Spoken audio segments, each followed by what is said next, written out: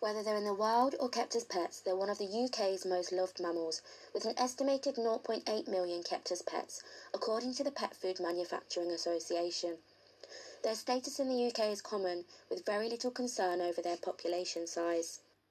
They live in burrows and hedges, on grasslands, woodlands, fields and meadows, and are well known for their breeding. Each adult doe has up to 7 litters per year, with 3 to 7 young each time. It's because of this they have become such a successful and dominant species in the UK, which is amazing since they are non-native and were only introduced around 900 years ago.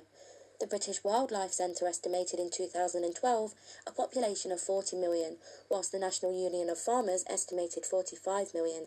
However, there has been no government statistics since 1995, where the estimate was 37.5 million.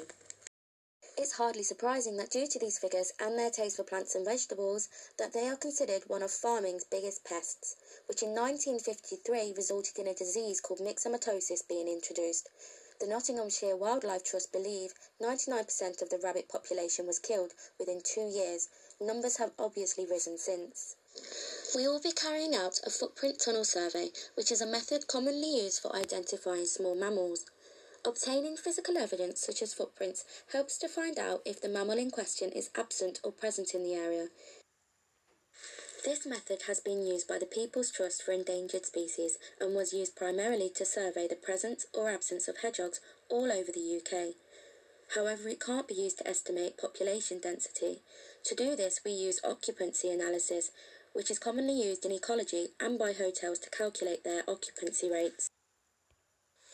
We use this equation to give us a percentage for rabbits found in woodland and grassland areas, allowing us to compare the two. This is the aim of our study. We thought this park was perfect for the survey. It had grasslands, woodlands and hedges, and we even saw some rabbit burrows. Our chances of finding some prints were looking promising. For our survey, we had collected some large pieces of cardboard, some white paper, sponges, baking trays, some carrots to use as bait, and finally some cooking oil and food colouring to make the ink. We wanted it to be safe and non-toxic to the rabbits. We added the oil and food colouring ink mixture to a baking tray, which added weight to the cardboard and paper. We then put some pieces of carrot onto a sponge into the centre of a baking tray, the idea being that if the rabbit took the carrot or sniffed at it, then it would hopefully get ink on its paws and leave prints on the white paper.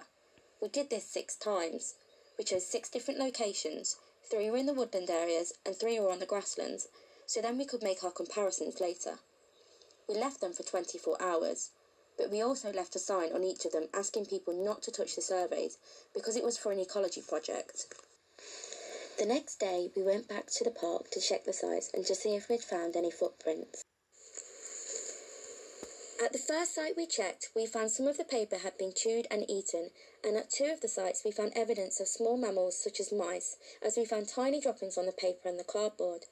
At all of the site locations, we found evidence of disturbances, as paper had been moved, sponges had been nibbled at, carrots had been moved or were missing, there was slobber on the cardboard, and ink had been spilt. And judging by some of the imprints found in the grass, it was definitely by rabbits, as they were the same size as rabbits' feet.